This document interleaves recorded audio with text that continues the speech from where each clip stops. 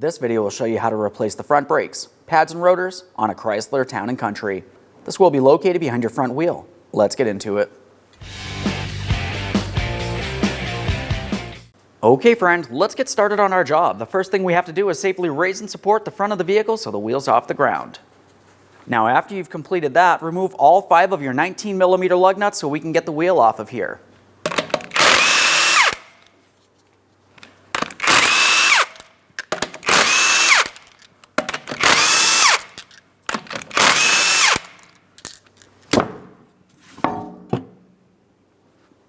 Now that we have the wheel off, we have a clear view of our front brakes. Let's pay attention to our caliper. As far as the caliper is concerned, we want to push back our caliper piston. To easily do this, I'm using a small prying device. I'm going to come in between my caliper and my outer brake pad at an angle. And now I'm just going to carefully start pulling outward. While I'm pulling this outward, it's pushing my piston in. Now that we have movement from here, we can continue on. So now that we have that pushed back, we can continue on to our 2 13mm caliper slider bolts. I'll fully remove the first one. Just give it a quick inspection. I like to start it back in just a couple threads, preventing it from falling while I continue on to the next.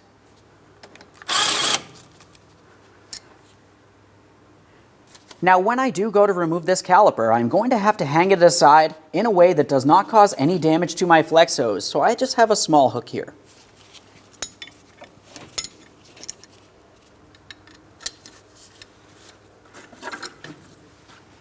Continuing on, we can remove each of our 2 brake pads.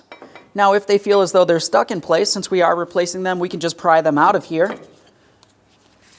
A quick note about the brake pads. During the removal process, you're going to find that the inboard pad has a wear indicator. That wear indicator needs to be in the same placement during the installation. It would be on the upper side.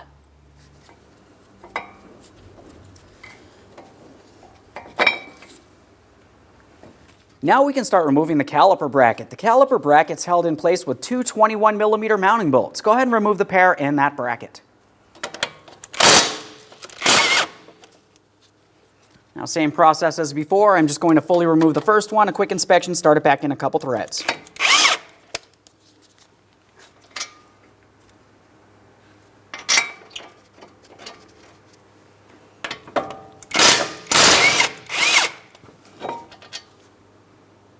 Hold on to the bracket.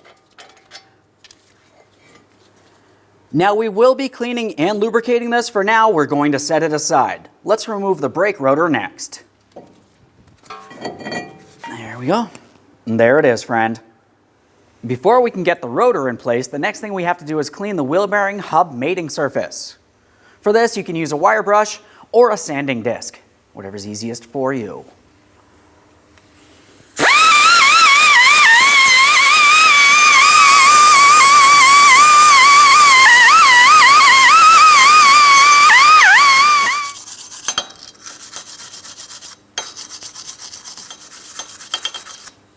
Now typically when I clean this, I also like to make my way along the inboard side to try to remove any miscellaneous debris so nothing falls inside of the brakes.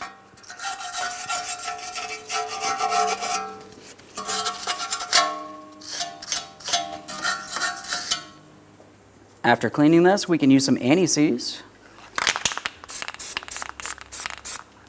Now that we have that prepared, it's time to have a quick look at our brand new brake rotor. The first thing we have to do is clean the braking surface on both sides. We'll use some parts cleaner and a clean rag.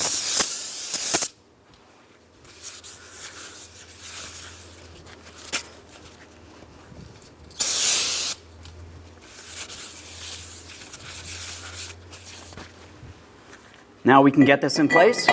Once you have the brake rotor in place, we want to hold it there so it does not fall off. Use one of your original lug nuts. Bottom it out.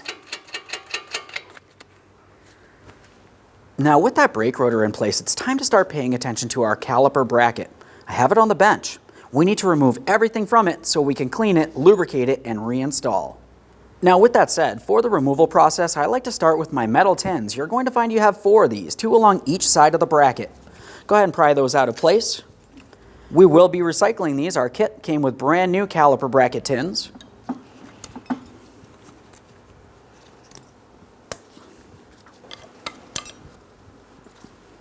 After removing each of the 4 tins, we'll continue on to our caliper slider pins. You're going to find that the pin will also have a caliper slider boot.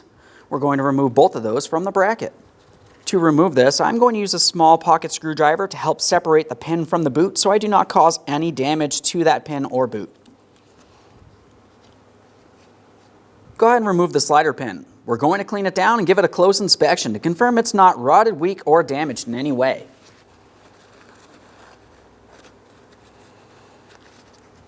Now, when I'm cleaning this down, of course we're paying attention to the smooth shafted area, but we also need to pay attention all the way up where my thumb is. There's a small groove, and that's where the boot would sit.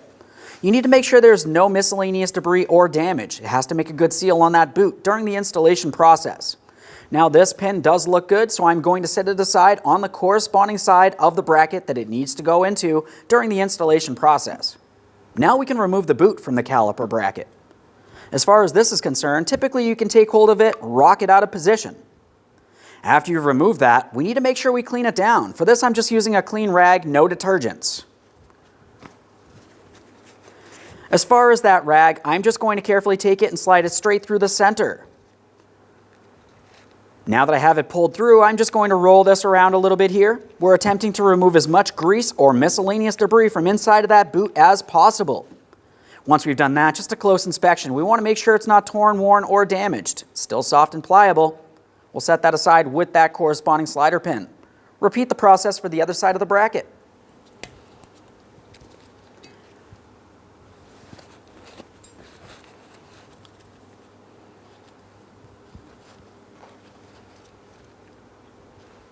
Now at this point, we've removed everything from the bracket. We can start doing some cleaning. We're going to clean along each area of the bracket where the caliper bracket tins would be. You can use some sandpaper, a sanding disc, or even a wire brush. We need to make sure we have a flat mating surface for the installation of those brake pads in the end.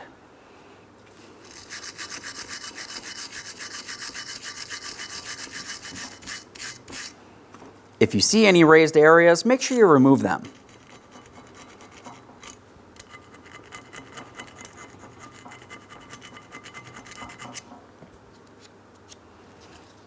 Go ahead and repeat the process for the other side of the caliper bracket.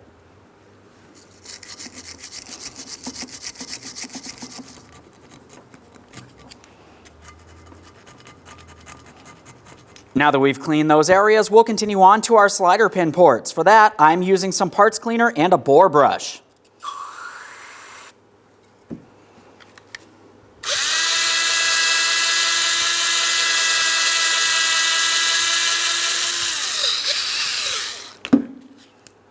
A quick rinse here, close inspection. Now, as you start cleaning inside of the port, we also want to pay attention along the outboard side of the port. Just like with that slider pin, there's a groove where that boot would sit. Remove any miscellaneous debris from here as well. Repeat the process on the opposite side of the caliper bracket.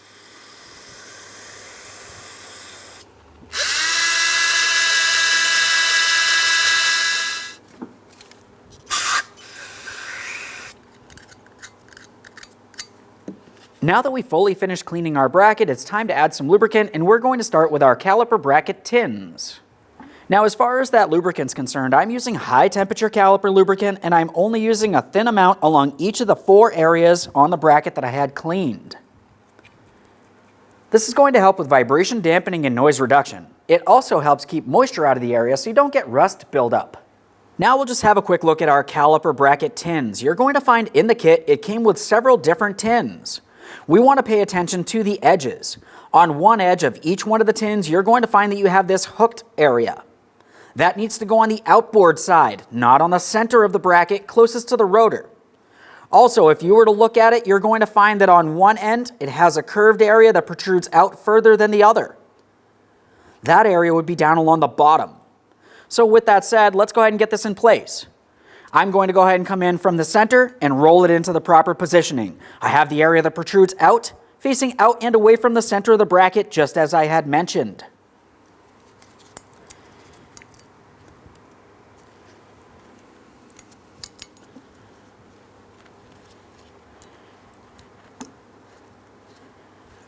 After confirming that those are properly secured in place, we'll continue on to our caliper slider pin ports next. Now, as far as these ports, we're using our high temperature caliper lubricant, just a thin amount inside of the port, and then also along the outer edge where that small groove is, where our boot would sit. After completing that, just go ahead and take that caliper slider pin boot, we'll bring it into position, I'm rolling it into place.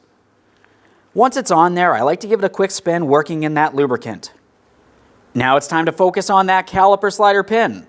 Add your high temperature lubricant along the entire smooth shafted area, all the way down to the very end here where my fingers are. We have the small groove for our boot. We want to have some lubricant there as well. Let's slide this into position.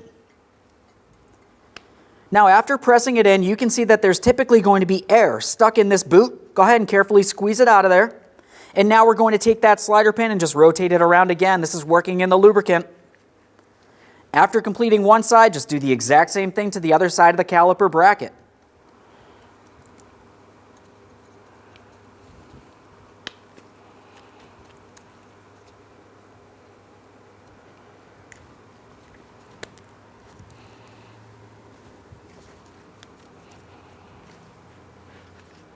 This looks perfect. Let's get it over to the vehicle. Now, as we bring this bracket into place, we're going to continue on with our two mounting bolts. We'll start them both in, snug them up, and then torque them to 125 foot-pounds.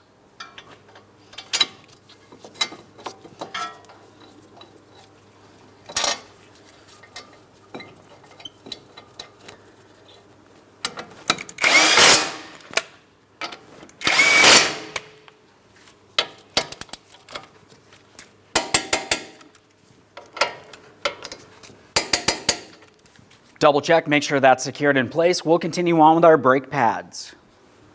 Now, as for our brake pads, you're going to find in the brake pad kit, 2 of your pads came with wear indicators.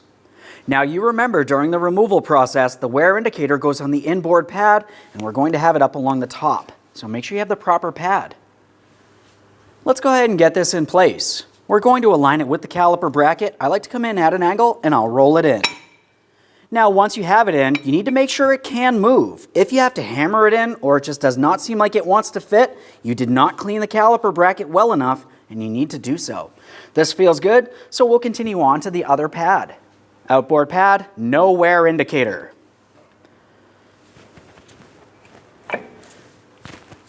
It moves as it should. Now we're focusing on the other portion of the caliper. We're going to add high temperature lubricant to our caliper piston. After lubricating that, along the backside of each of these 2 ears, essentially only on the areas of the caliper that touch up against our brake pads. Now we can get the caliper in position, sliding it over our brake pads and our slider pins. We'll start in those caliper slider mounting bolts.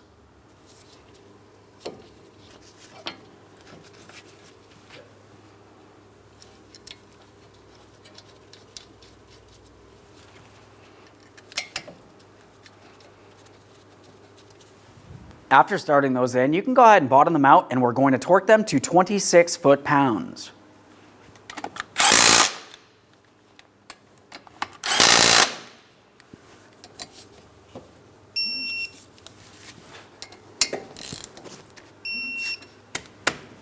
Double check, make sure it's secured. We also need to pay attention to our brake flex hose, confirming it's not twisted in a way that might restrict brake fluid flow. One last quick inspection while we're still in this area and we can reinstall our wheel. Now, once you have your wheel in place, start on all 5 of your 19mm lug nuts. Bottom them out in a crisscross manner. Get the wheel back on the ground and torque each of those lug nuts to 100 foot-pounds.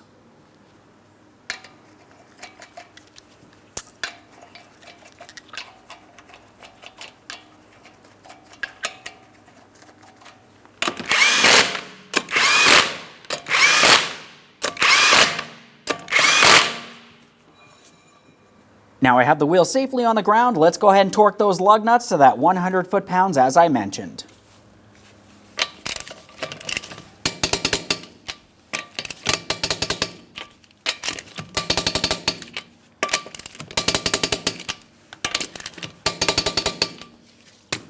Torqued. Okay friend, we showed you how to replace the front brakes on your vehicle. The process for one side is the exact same thing as the other. Now once you've completed both sides of the front brakes, make sure you pump up your brake pedal till it's nice and firm. After that, take your vehicle for a road test. Thanks for watching. When only the best will do, demand TRQ. The only company that lets you view before you do. TRQ is committed to offering the highest quality aftermarket auto parts that are engineered for peace of mind. Thanks for using and viewing with TRQ.